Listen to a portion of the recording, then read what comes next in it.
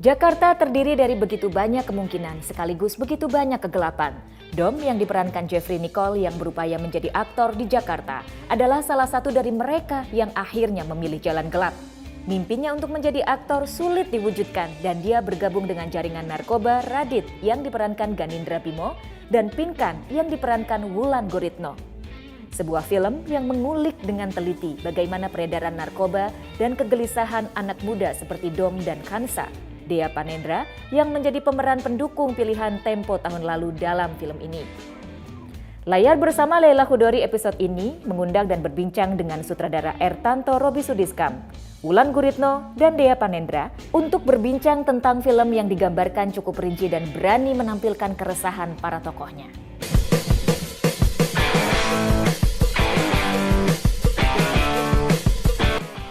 Halo Roby, Wulan, Dea, apa kabar? Apa kabar? Baik. Ini Terima masing-masing di mana nih? Roby di mana? Jakarta. Jakarta. Di rumah ya, Dea? Aku Jakarta juga. Wulan? Di NTT. Hah? Iya betul. Belakangnya. Wulan di mana? Aku di Bali. Aduh, mau ikutan dong. Iya. Gimana? Ini apa? Saya tahu nih pandemi nih sekarang benar-benar mempengaruhi hidup kita ya sampai film ini juga harus ditunda ya, Roby ya. Iya, Ditunda dari betul. tanggal 24 Juni ya. Jadi ini masih menanti sampai bioskop buka ya, kira-kira Ya, begitu masih ya. menanti bioskop buka. Karena kan terakhir 24 Juni pas bioskop tutup itu tanggal kita rilis, sedangkan materi semuanya udah kesebar ke seluruh bioskop. Sebar. Itu so funny ya, maksudnya di tanggal PPKM ditetapkan, tanggal tayang kita itu gimana Pas coba? tanggal 24. Ya Aku sebenarnya nggak sebelum atau sesudah gitu. Aduh. pas gitu ya, pas gitu. Iya. Tapi yang mudah-mudahan nanti bisa segera ditayangkan ya, karena ini film seru banget. Congratulations semuanya, saya udah nonton. Untuk Dea juga ya, belum Iya. semua orang belum nonton, terus dia udah kepilih sama Tempo.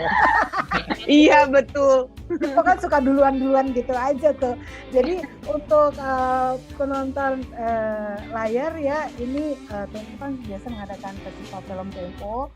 Dan dia sudah terpilih sebagai aktris pendukung pilihan Tempo tahun lalu. Ketika film ini sebenarnya belum beredar, tapi sudah disaksikan oleh penonton terbatas lah ya. Nah, sekarang saya mau ngobrol dikit nih sama kalian satu persatu. Ini judul Jakarta versus Everybody, tentu aja semua saya pikir Jakarta, kota. Tapi begitu saya nonton ternyata ini sebenarnya juga kayak ada double meaning ya.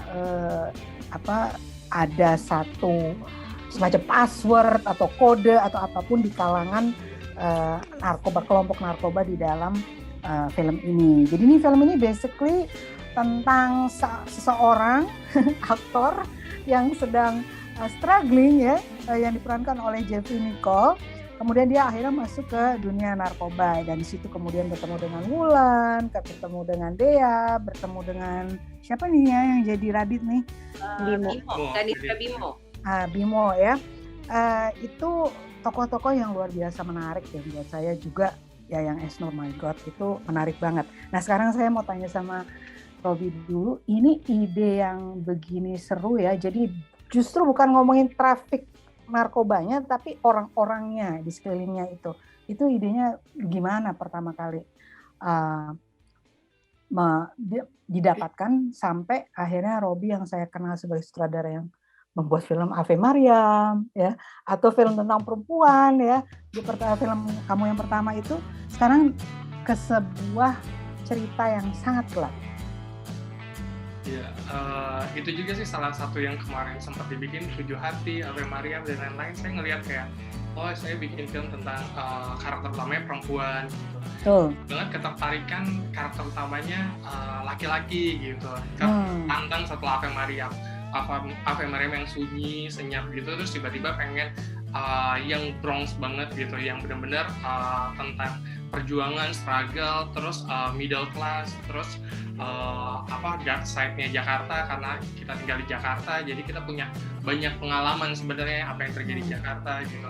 Hal itu yang akhirnya menggagas ide ini gitu, tergagas ide si ini. Terus juga saya ngelihat selalu di film pasti bercerita tentang sesama kehidupannya sesama angkatan dan lain-lain gitu. Sedangkan saya pengen memotret bahwa di Jakarta nggak gitu. Di Jakarta kita tua muda bersatu sama-sama bareng-bareng gitu, struggle dengan tujuan yang sama gitu, survive gitu. Akhirnya muncullah karakter-karakter dari berbagai macam ini kan. Ada Pinkan yang DJ, terus ada Ganindra Bimo, terus ada Dom tokoh utamanya, Nicole, terus ketemu lagi Prias Mayat, Dea gitu. Jadi kayak terus tambah Bunda yang Cenur, jadi pengen kayak memotret satu hubungan relationship ada dan terjalin gitu antar sesama di Jakarta. Ceritain dong risetnya gimana, karena ini detail sekali ya gitu ya. Memang ada cerita-cerita traffickingnya meskipun itu bukan pusat cerita ya, tapi ada adegan-adegan trafficking yang menurut saya menarik meskipun barangkali di sensor ya. Kemudian juga ada soal betrayal ya, tangkap menangkap, siapa yang menginformasikan ada di mana gitu ya. Itu memang khas di dunia narkoba seperti itu. Dan kemudian polisinya itu saja ya, intelnya dan sebagainya. Itu semua bagaimana merisetnya? Kita temuin satu-satu di lapangan, kita cari tahu. Pertama base awal pasti kita based on internet dan buku dan lain-lain, berita, surat kabar. Terus kita ke lapangan, kita cari tahu siapa sih usernya satu persatu. Terus kita ketemu juga, sempat ngobrol sama kurirnya juga gitu. Kurirnya kita tanyain segala macam bagaimana kemasan itu. Ini kurirnya udah nggak jadi kurir lagi kan? Udah nggak jadi kurir lagi. Mantan kurir kita interview. Mantan kurir. Terus dari segi hukumnya juga kita bertanya juga apa sih yang terjadi di lapangan gitu. Dan dari hasil riset ketemu berbagai macam orang, berbagai macam masukan, juga banyak banget yang kita kaget-kaget sendiri gitu, bahwa wow dia ternyata seperti itu ya gitu, sedetail itu ya kemasan yang mereka dagangkan dan bagaimana itu beredar gitu, sampai banyak hal yang kita nggak tahu sebenarnya, yang kita pikir bahwa seperti di film-film Meksiko atau film-film lain gitu, ternyata di Indonesia lebih kreatif gitu. Makanya kalau kemarin pas diputar di Eropa mereka bilang, wow Indonesia lebih kreatif ya. Ini ada tokoh pasangan Radit dan Pinkan ya. Ini kemudian menyewa di satu apa ya, semacam tempat kos-kosan lah begitu ya.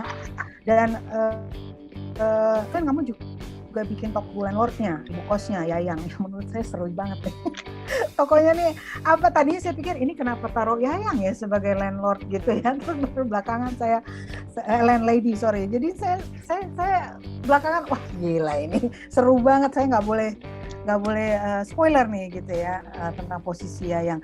Oke, ini tokoh-tokoh ini Radit, Pinkan, kemudian dia memerankan Kanza ya, itu another ya, itu another karakter yang unik banget gitu ya, Prias jenazah gitu ya.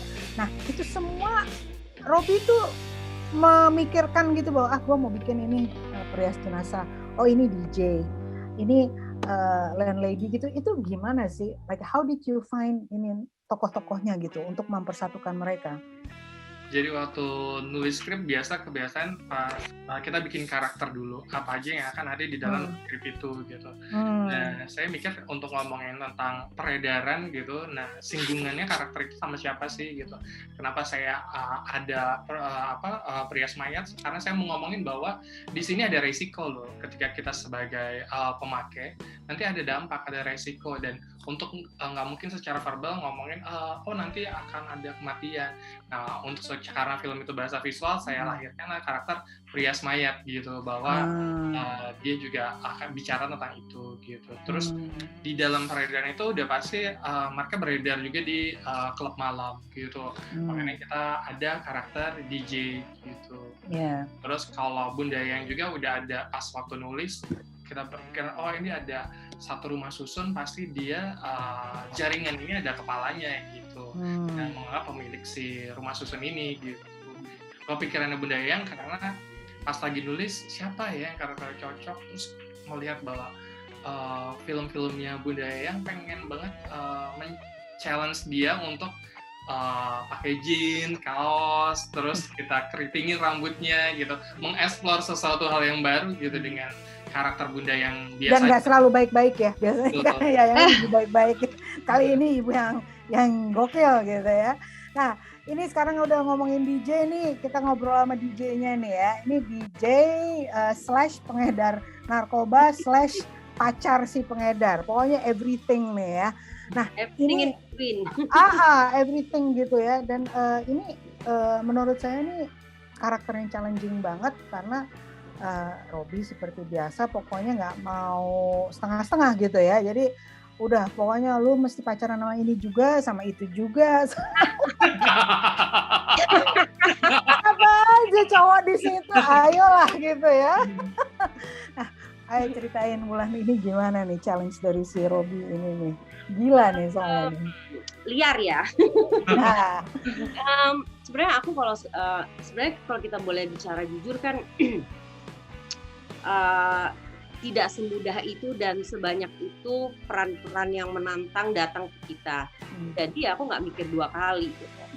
Dan memang banyak yang aku tidak ketahui, tidak paham dengan karakter si Pinkan ini. Jadi makanya aku harus melalui beberapa riset kayak belajar nge-DJ.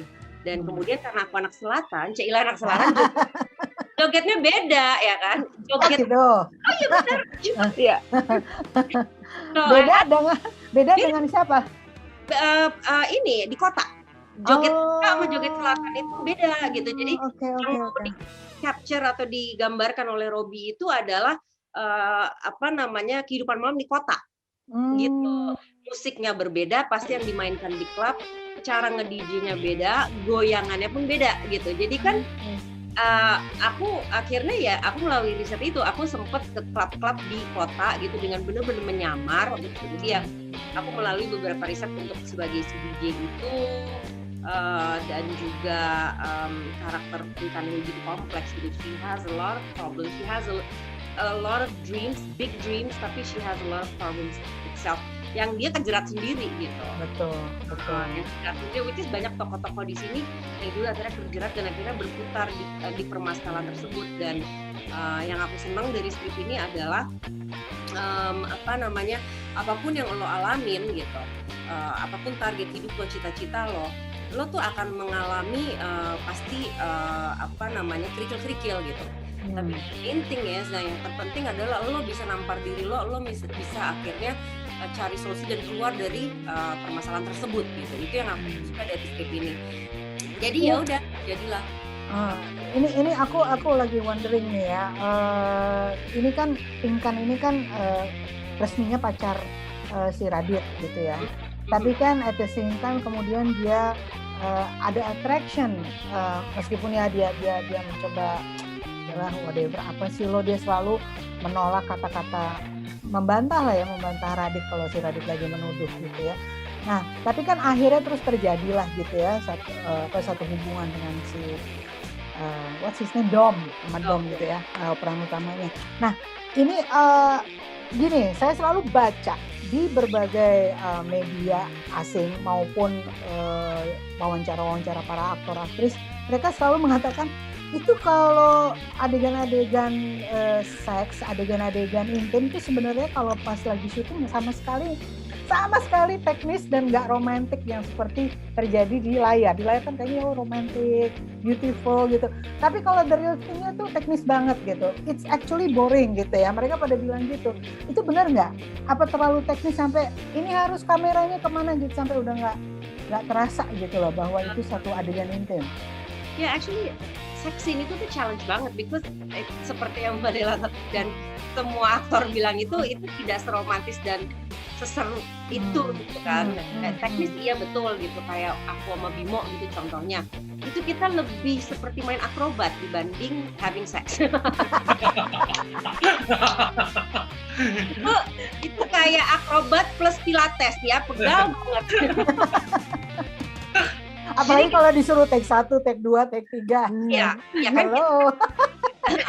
Gitu kan, karena tiba-tiba Robby maunya adegannya begini ya gitu. Waktu itu kebetulan adegannya Radit dan Pinkan ini berdiri gitu. Sehingga posisi Radit berdiri, Pinkan itu di atas Radit gitu kan, dengan Radit berdiri gitu.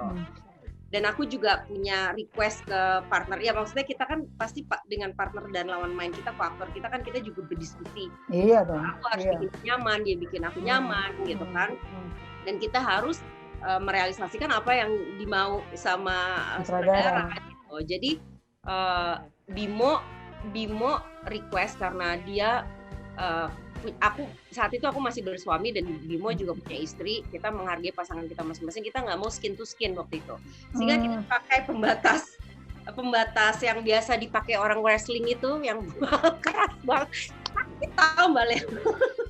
Ya gitu lah. Akrobat. Oke, ini karena lagi ngomong ini, saya jadi mau pindah sebentar ke Dea. Dea kan juga mengalami adegan-adegan seperti ini. Apakah juga mirip seperti itu?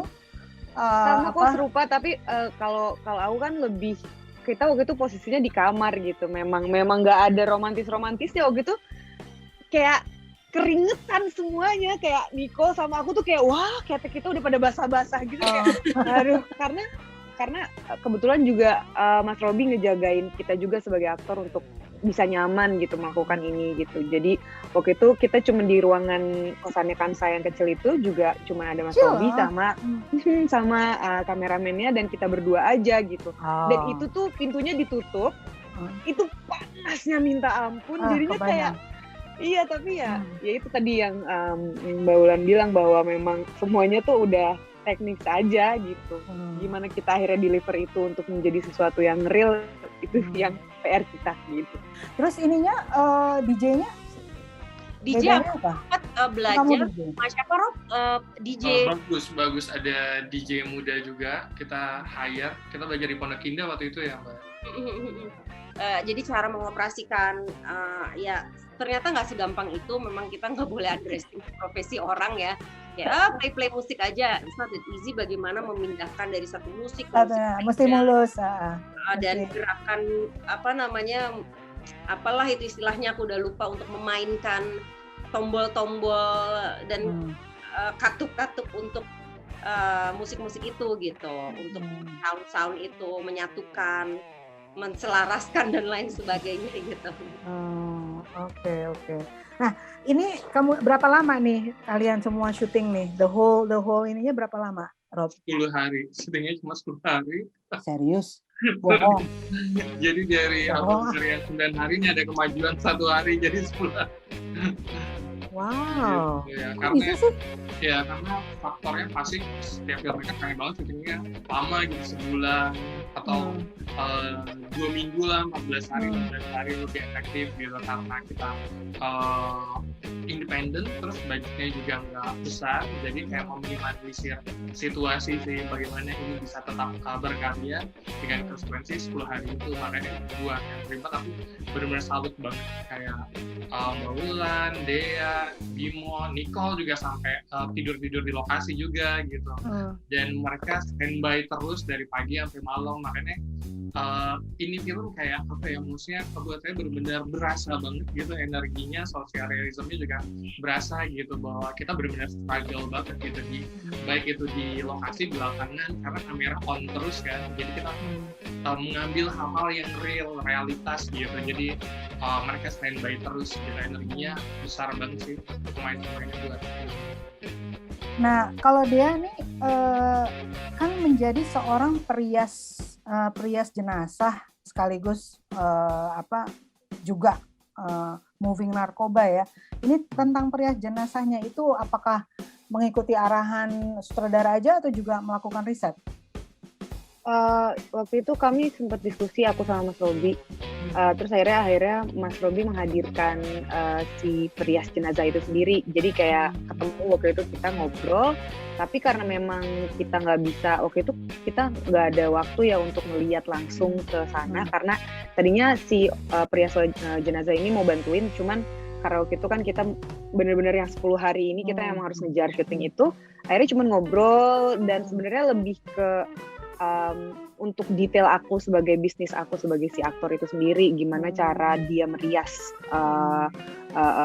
si jenazah ini. Tapi ya udah, akhirnya sebenarnya basicnya sama kayak ngerias kita orangnya hidup hanya saja memang ada kayak lebih subjeknya udah nggak usah bergerak gitu ya, udah tinggal. Iya gitu, cuman gitu doang sih gitu, dan sama foundation dan segala macamnya yang agak berbeda karena kan tekstur muka dan segala macamnya juga berbeda. Ya, gitu. ya. Tapi ini yang menarik, yang unik nih, tokoh Kazanya tuh suka ya artinya di foto kemudian dia pajang gitu loh, itu Pak. Like it's so scary, kalau buat saya sih scary loh, biarpun itu Aku juga itu adalah profesinya, tapi tetap aja dia taruh gitu, dia pajang. Itu kenapa tuh tokohnya dibikin seperti itu, kenapa tuh Robi? I mean, nggak tahu tuh Mas Robi gimana sih? Kenapa itu menjadi bagian dari propnya? Iya, itu pertama sih awalnya ide itu didapat ketika mau ngomongin tentang refleksi gitu, bahwa ada kematian di dalam kehidupan. Oh, iya. Risetnya itu ternyata ada yang melakukan itu juga gitu. Oh, Dia menganggap itu sebagai karya portfolio. Sebenarnya di dalam ada beberapa orang, mungkin ada keluarga yang pengen pakai si makeup artist ini gitu, maksudnya untuk perias wajah mayat ya, dia pengen ngelihat bagaimana sih sebagus apa natural, itu juga terjadi juga gitu. Oke, teman-teman. Sekarang sebelum ini kita akhiri, saya mau tanya sama semua, ini biarpun filmnya sebetulnya tentang orang-orang Jakarta dengan segala problemnya, tetap ini kan device-nya adalah narkoba. Jadi saya ingin bertanya, film apa di Indonesia maupun asing yang melibatkan tentang narkoba gitu ya, yang seru gitu, atau serial yang kalian suka? Mulai dari Dea deh. Kalau aku Breaking Bad. Oh wow, itu sedih banget. Itu yang guru itu Iya, kan tapi itu merinding banget tuh. Keren ya. banget. Oke, kalau Wulan apa Wulan? Yang terbaru aja ya, Narcos kali ya. Siapa? Serial Narcos. Oke, terus kalau Robi? Aku suka The Drug King yang dari Korea. Kalau udah nonton, Aku belum nonton tuh. sama Escobar aku suka juga. Yang Escobar atau Narcos nih? Karena Escobar ada lagi loh. Escobar. Oh, yang Escobar. Iya. Oke. Aku lebih suka Narcos yang ada Escobar ya daripada yang Escobar. Itu kan film ya kalau yang Escobar ya. Escobar film. Ya, The Drug King juga film dari Korea, bagus juga filmnya, menarik. Aku juga suka Traffic. Ada yang pernah nonton nggak Traffic? Iya, Itu betul. tapi udah lama itu. Ya. Steven Soderbergh itu kan 4 cerita yang pendek-pendek kemudian disatukan. Itu keren banget. Nah itu narkobanya dimasukin ke boneka, ingat nggak? Bonekanya kemudian dilarutin gitu. Waduh, itu gila itu. Oke, kawan-kawan semua, saya mau mengucapkan good luck. Semoga ini bisa ditonton segera. Karena menurut saya nih penonton Indonesia harus banget nonton film ini. Kalaupun misalnya nanti entah bagaimana di bioskop, di OTT, whatever ya, pokoknya ini harus bisa ditonton. Ya, good luck semuanya dan terima kasih sudah menjawab pertanyaan-pertanyaan kita di sini. Sampai kapan-kapan nanti saya ganggu lagi kalau ada film terbaru lagi ya. Oke, bye-bye. Bye.